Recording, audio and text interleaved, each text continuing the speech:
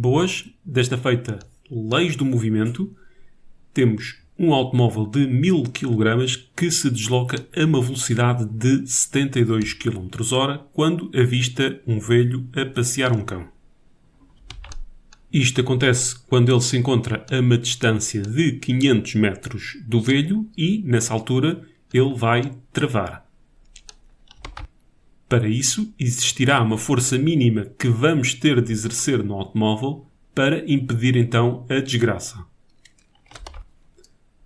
Antes de nos atirarmos de cabeça para o exercício, duas notas. Primeiro, temos ali a norma do vetor velocidade, ou seja, o comprimento do vetor. Vetor este que, se atendermos ao contexto do problema, terá ponto de aplicação no centro de massa do automóvel e sentido da esquerda para a direita.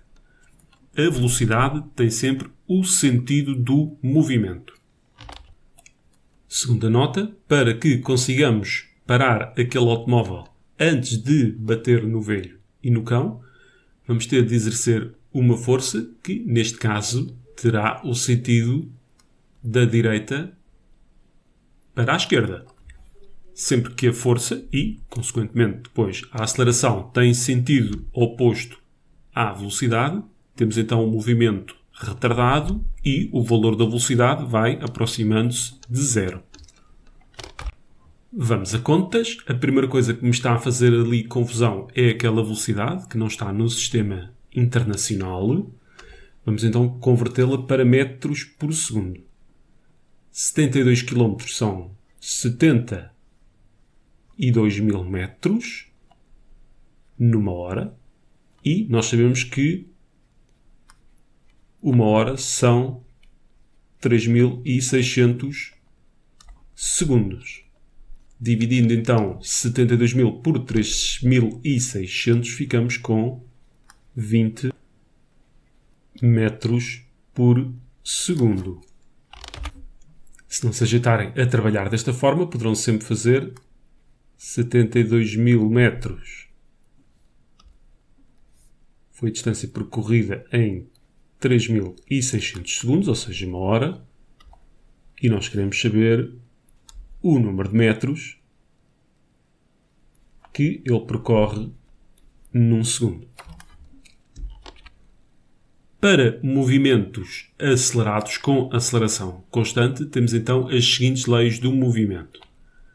X igual a x0, posição inicial, mais v0t, em que t é o tempo e v0 é a velocidade inicial, mais o meio de at quadrado. A é a aceleração. Esta é a lei das posições. Para as velocidades temos v igual a v0 mais at. Vamos adaptar isto ao nosso problema. X é igual... Temos então aqui de resolver uma questão antes. Para já, estabelecer aqui um referencial.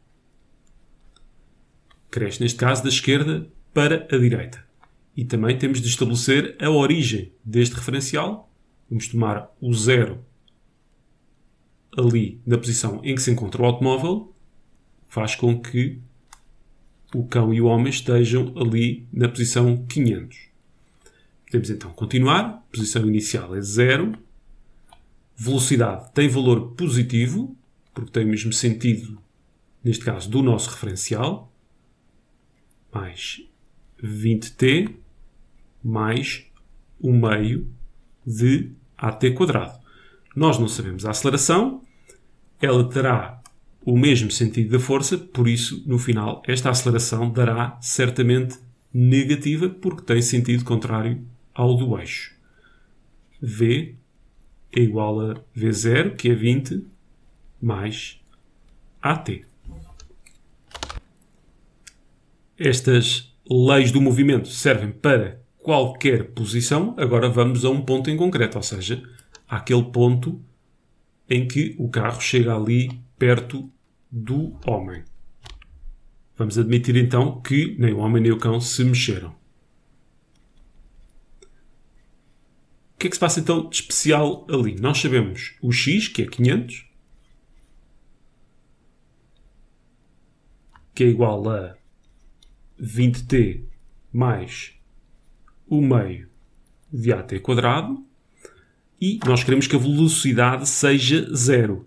0 é igual a 20 mais at. Temos então um sistema de duas equações a duas incógnitas, de onde vamos poder descobrir o tempo, que geralmente é o L de ligação entre a de cima e a de baixo, e temos também a aceleração, que será essa que nos depois vai dar a força. É verdade que o tempo é muitas vezes usado como L de ligação entre as duas equações. Acontece que se eu resolver a de baixo em ordem ao tempo, o 20 passa para o outro lado e o A fica em baixo a dividir. Ou seja, vão-me aparecer aqui valores de aceleração em denominador que eu quero evitar. Por isso, neste caso, vamos resolver a que está em denominador em ordem a aceleração. Vamos deixar acima quietinha. Menos 20 igual a AT.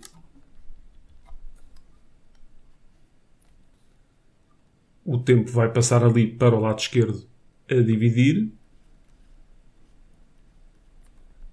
E já temos a equação de baixo resolvida em ordem a. Vamos substituir na de cima.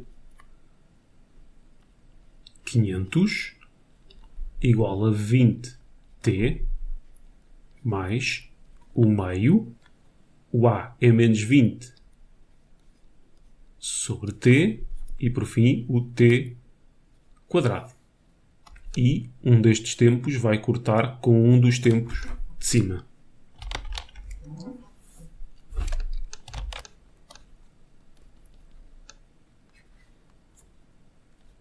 Ficamos com 500 igual a 20t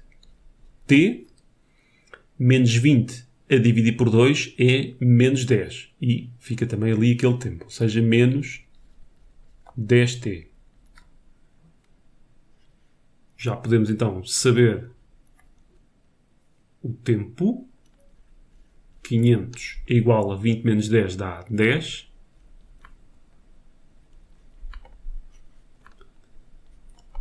Ficamos com 500 a dividir por 10 igual a t.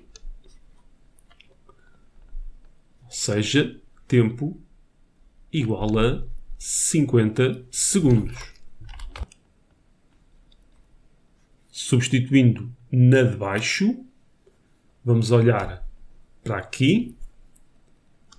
A nossa aceleração igual a menos 20 sobre o tempo, que é 50. O que nos dá menos 0,4 metros por segundo quadrado. E lembre-se que nós tínhamos visto que a aceleração era suposto dar negativa. Não há muito mais a fazer. Força igual a massa vezes aceleração. Massa era de 1000 kg. A aceleração já temos o seu valor, menos 0,4. E ficamos com menos 400 Newton. É esta a força que vamos ter de exercer no automóvel a fim de ele parar antes de bater no homem e no cão. Se exercermos uma força de 400 Newton no sentido da direita para a esquerda, o automóvel vai parar mesmo em cima do homem e do cão. Se exercermos uma força maior, ele vai parar antes. Resumindo, vocês devem, logo desde o início, estabelecer um referencial e uma origem para esse mesmo referencial. Isto para depois, quando agarrarem nas leis do movimento, substituírem os valores de x0 e v0 coerentes com o contexto do problema. Ou seja, tentar perceber logo se aquelas velocidades iniciais se são positivas ou negativas.